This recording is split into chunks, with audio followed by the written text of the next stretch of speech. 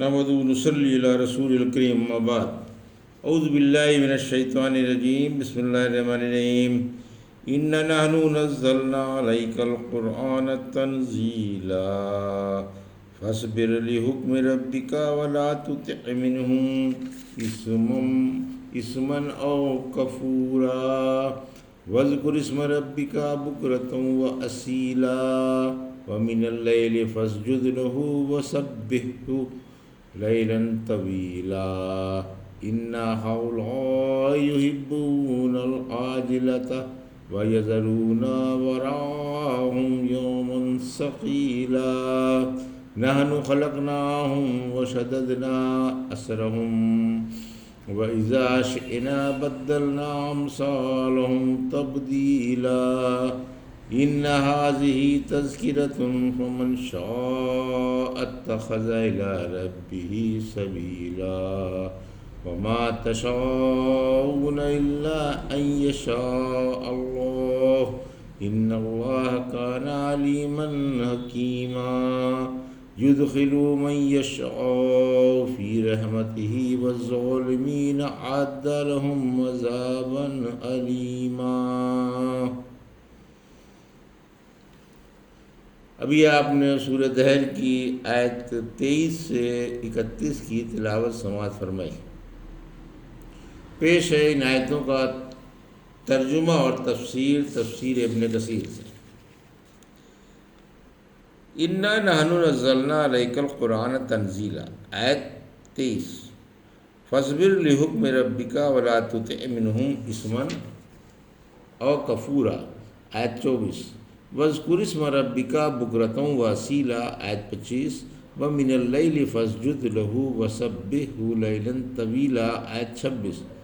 ان هؤلاء يحبون العاجلة ويذرون وراءهم يوما ثقيلا، آیت 27۔ نحن خلقناهم وشددنا أسرهم وإذا شئنا بدلنا أمثالهم تبديلا، آیت 28۔ ان هذه تذکرة فمن شاء اتخذ إلى ربه سبيلا، آیت 29۔ وما تشاءون إلا أن يشاء الله إن الله كان عليما حكيما، آیت 30۔ يدخل من يشاء في رحمته والظالمين أعد لهم عذابا أليما، آیت 31۔ ترجمہ: یقیناً ہم نے آپ پر تھوڑا تھوڑا کر کے قرآن اتارا، آپ اپنے رب کے حکم کی خاطر صبر کرتے رہیں اور کسی گنہگار یا ناشکرے کا کہنا نہ مانیں، اور اپنے رب کے نام کا صبح و شام ورد رکھیں، اور اس کو کسی قدر رات میں بھی سجدے کریں، اور زیادہ رات تک اس کی پاکی بیان کرتے رہیں۔ بے شک یہ لوگ دنیا سے محبت کرتے ہیں اور اپنے پیچھے بھاری دن کو چھوڑے ہوئے ہیں۔ ہم نے انہیں پیدا کیا اور ہم ہی نے ان کے جوڑ مضبوط بنائے، اور جب ہم چاہیں تو ان کے عوض ان جیسوں کو بدل کر لے آئے۔ یقین مانو یہ ایک نصیحت ہے، پھر جو شخص چاہے اپنے رب کی راہ اختیار کر لے، اور تم نہیں چاہتے مگر یہ اللہ چاہے۔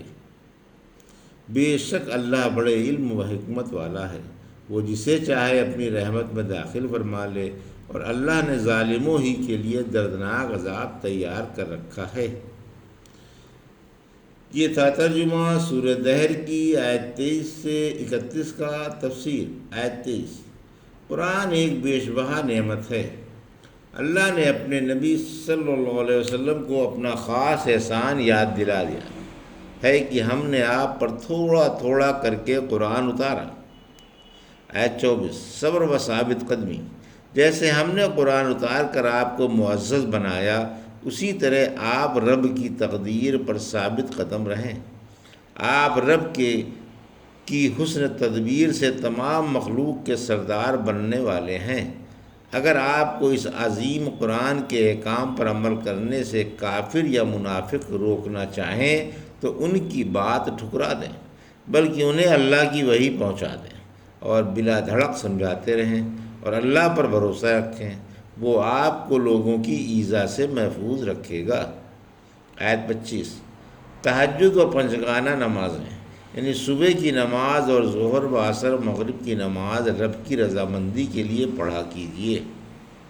آیت 26، عشاء کی نماز کے علاوہ رات میں دیر تک تہجد پڑھا کیجیے اور رب کی پاکی بیان کیا کیجیے۔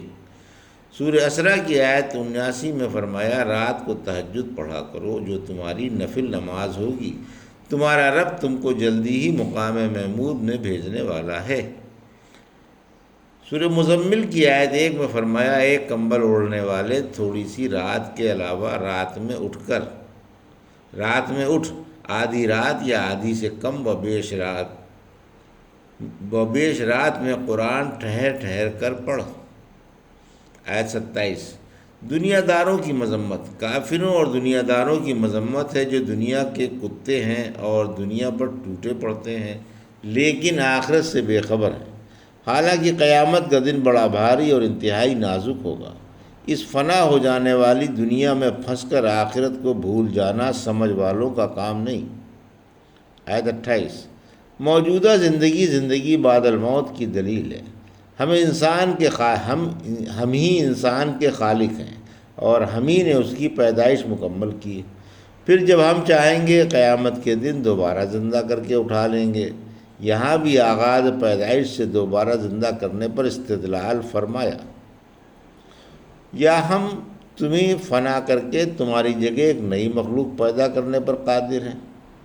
سورہ نساء کی آیت 133 فرمایا، لوگوں اگر اللہ چاہے تو تمہیں فنا کر دے اور دوسرے تمہاری جگہ لے آئے، اللہ اس پر قادر ہے۔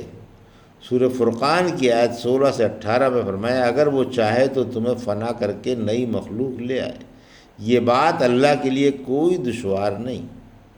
آیت 29، قرآن سراپائے نصیحت ہے، یہ صورت نصیحت ہے، پھر جو شخص چاہے قرآن عظیم کی روشنی میں رب کی راہ اختیار کر لے۔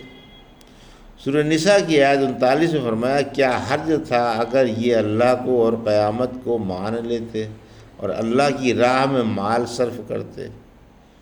آیت 30، ہدایت اللہ ہی کے اختیار میں، یعنی ہدایت پر اور ایمان و نفع پر کوئی قادر نہیں جب تک اللہ نہ چاہے۔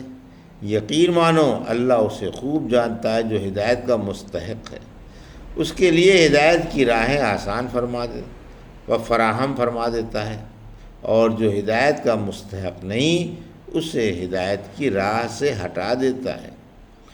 اس کا ہر کام انتہائی حکمت پر موقوف ہے اور ہر فعل مضبوط حجت سے بندھا ہوا ہے۔ پھر جسے اللہ گمراہ کر دے اسے کون راہ پر لا سکتا ہے، اور جسے راہ پر لے آئے اسے کون گمراہ کر سکتا ہے۔ الحمدللہ، سورہ دہر کی تفسیر تمام ہوئی۔ اللہ رب العالمین قبول فرمائے، آمین۔ یہ تھا سورہ دہر کی آیت 23 سے 31 کا ترجمہ اور تفسیر جو بھی آپ نے سماعت فرمائی۔ بارک اللہ لی و لکم فی القرآن ونفعنا وإیاکم بآیات الذکر الحکیم۔